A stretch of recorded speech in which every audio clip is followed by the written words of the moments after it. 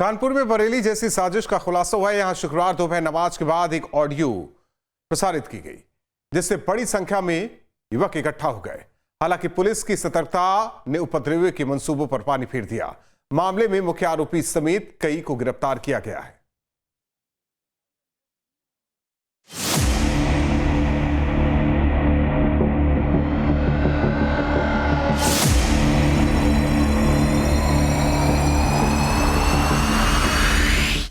कानपुर में बरेली जैसे बवाल की साजिश।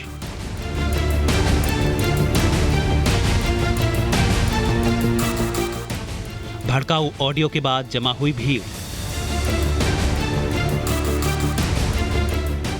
26 के खिलाफ एफआईआर, दंगाइयों के मंसूबे फेल।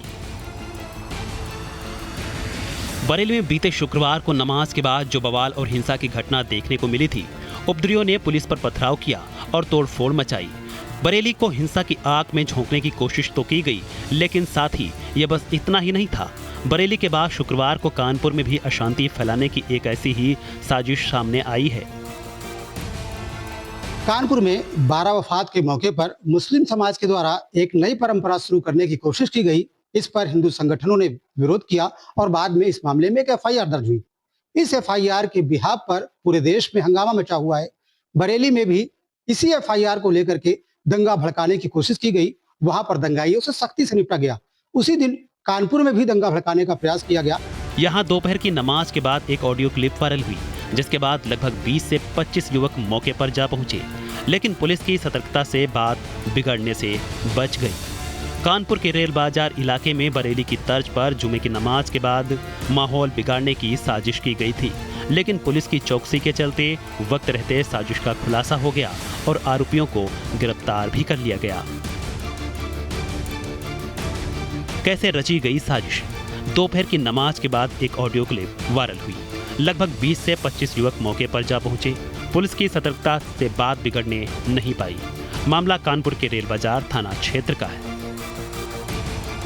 पुलिस ने बताया कि मस्जिद के बाहर भड़काऊ ऑडियो सुनाकर लोगों को उत्तेजित करने का प्रयास किया गया। मौके पर मौजूद पुलिस बल की सतर्कता से हालात काबू में रहे। हमारे साथ बात करने के लिए जेसीपी कानपुर मौजूद से बात करते हैं। सर, ये बताइए कानपुर में किस तरीके से कोशिश की गई कि लोगों को बरगलाया जाए, उनको भड़काया जाए, और उसके बाद किस तरीके से आप लोगों ने हालात पर काबू किया? देखिए, उस दिन हम लोग की जनरल अलर्टनेस थी। हम लोगों ने काफी पर्याप्त मात्रा में पुलिस फोर्सेस का फॉर्मिंग करी, सभी नेताओं से, धर्मगुरुओं से बात करके आउटरीच प्रोग्राम किया और उन सभी ने हमको एश्योर किया कि हम ऐसी कोई घटना नहीं होने देंगे और जुमे की नमाज के बाद वाकई कोई ऐसी घटना नहीं हुई जिसपे कोई आपत्ति कर सके। परंतु हम लोग को संज्ञान में आया कि एक जुबैर अहमद करके शुजातगंज के रहने वाले अंतर्गत थाना रेल बाजार, उन्होंने अपना कुछ भाषण जारी करके कुछ लड़कों को उकसाने का प्रयास किया है।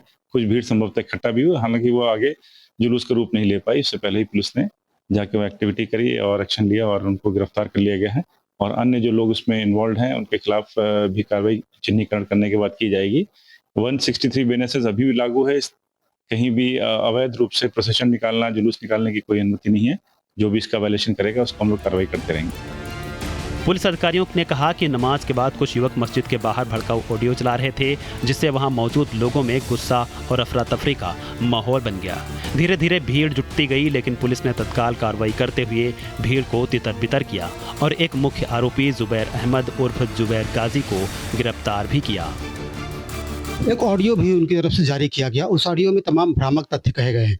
कहा जा रहा है कि कानपुर पुलिस ने तमाम लोगों को गिरफ्तार कर लिया, उनकी रिहाई होनी चाहिए, उनकी रिहाई नहीं होगी तो हम कौम के नाम पर कुर्बान हो जाएंगे। स्थिति, वास्तविक स्थिति क्या है, आप जनता को ये बताइए, क्योंकि तमाम लोगों में भ्रम की स्थिति है कि कानपुर में एफआईआर आई लव मोहम्मद लिखे जाने की वजह से हुई, तमाम लोगों की गिरफ्तारी हुई। इस भ्रम की वजह से तमाम लोगों पर हंगामा हो रहा है। देखिए, ऑडियो हम लोग को भी मिला है, उसका परीक्षण कराया जा रहा है। राजपत्रित अधिकारी इसकी जांच कर रहे हैं और उसके अनुसार कार्रवाई की जाएगी। और यहाँ पर मैं एक बार फिर स्पष्ट कर दूंगा कि अपना जो रिलीजन है उसको प्रोफेस और प्रैक्टिस करने के लिए आपको पूरी कॉन्स्टिट्यूशनल आज़ादी है। घर के अंदर आप झंडा लगाएं, बैनर लगाएं, पोस्टर लगाएं, उस पर कोई आपत्ति नहीं है। परंतु अगर आप ऐसे सार्वजनिक स्थान पर निकल करके अगर प्रदर्शन वगैरह करते हैं, क्योंकि 163 बीएनएसएस पूर्व में 144 सीआरपीसी लागू है, इसलिए इस तरह के आयोजन की अनुमति नहीं दी जाती और हम लोग को ऊपर से सख्त निर्देश है कि जो भी माहौल बिगाड़े उसके खिलाफ स्ट्रिक्ट एक्शन करें। तो मैं लोगों से वही अमन और चैन की अपील करता हूँ, कृपया कानून का पालन करें। सुजातगंज चौकी प्रभारी राजमोहन मिश्रा की लिखित शिकायत के आधार पर एक पहचाने गए व्यक्ति के साथ 25 अज्ञात लोगों के खिलाफ मामला दर्ज किया गया है। बताया गया कि नमाज समाप्त होने पर वह अजमेरी मस्जिद में एक पुलिस टीम के साथ ड्यूटी पर थे। जब नमाजियों का आना जाना शुरू हुआ तो मदार होटल तिराहा निवासी जुबैर अहमद खान उर्फ जुबैर गाजी ने कथित तौर पर ऑडियो क्लिप चला दी। पुलिस अधिकारियों का कहना है कि अन्य आरोपियों की गिरफ्तारी के लिए छापेमारी की जा रही है। सोशल मीडिया इस वक्त पर काफ़ी अहम हो जाता है, क्योंकि सोशल मीडिया पर र्यूमर्स बहुत तेज़ी से फैलती है। ऐसे में सोशल मीडिया पर निगरानी रखने के लिए और अगर कोई गलत अफवाह फैलाता है तो उस पर कार्रवाई के लिए किस तरीके की व्यवस्था की गई है? ये हमारा साइबर सेल है, उसमें अंतर्गत ढेर सारे ऑपरेटिव्स हैं। हम लोग ढेर सारे खातों के ऊपर और अकाउंट्स के ऊपर नजर रखते हैं। कई ग्रुप्स के हम लोग मेंबर्स भी हैं। तो ऐसी कोई इन्फ्लेमेटरी अगर कोई कंटेंट आता है तो उसको हम लोग फ्लैग डाउन करते हैं, और अगर आदमी नहीं उतारता है तो उसके खिलाफ हम लोग IT एक्ट के अंतर्गत कार्रवाई भी करते हैं।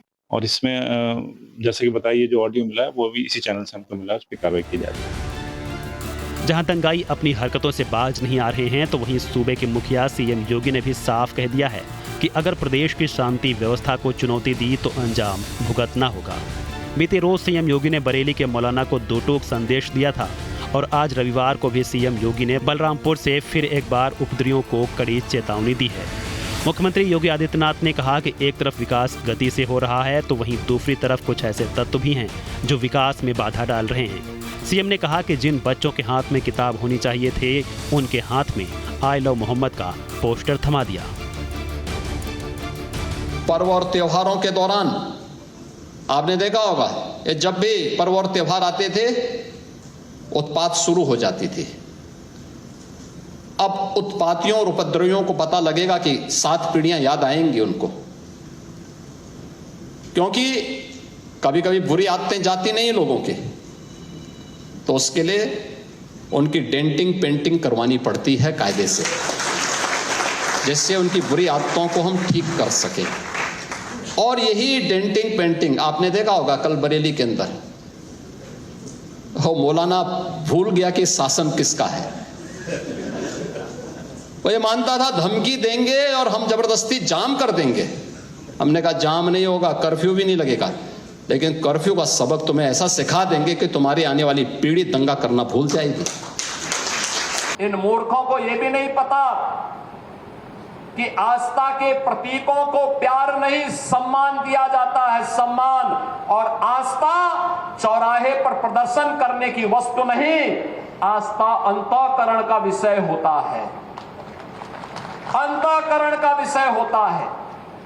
आज चौराहे चौराहे पर जाकर के कितने कमजोर और कायर हैं, छोटे छोटे बच्चों को जिनके हाथों में कलम होनी चाहिए, जिनके हाथों में नोटबुक होनी चाहिए, जिनके हाथों में विज्ञान और गणित की पुस्तकें होनी चाहिए, उनके हाथों में आई लव मोहम्मद का पोस्टर देकर के, तख्तियां देकर के समाज में अराजकता पैदा करने का कार्य कुछ लोग कर रहे हैं। ये बयान साफ तौर से यही चेतावनी दे रहे हैं कि दंगाइयों कोई गलत हरकत करने से पहले 100 बार सोच लेना, क्योंकि यूपी में अब बाबा का राज है।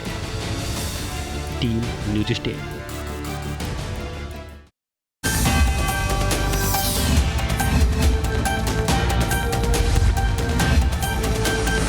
जहाँ भक्ति है हर शब्द में, कथाओं में छुपे हैं दिव्य रहस्य और ज्योतिष देता है जीवन को दिशा। धर्म से जुड़ी हर बातों को जानने के लिए हमारे चैनल स्तुति को सब्सक्राइब करें। चैनल पर जाने के लिए इस लिंक पर क्लिक करें।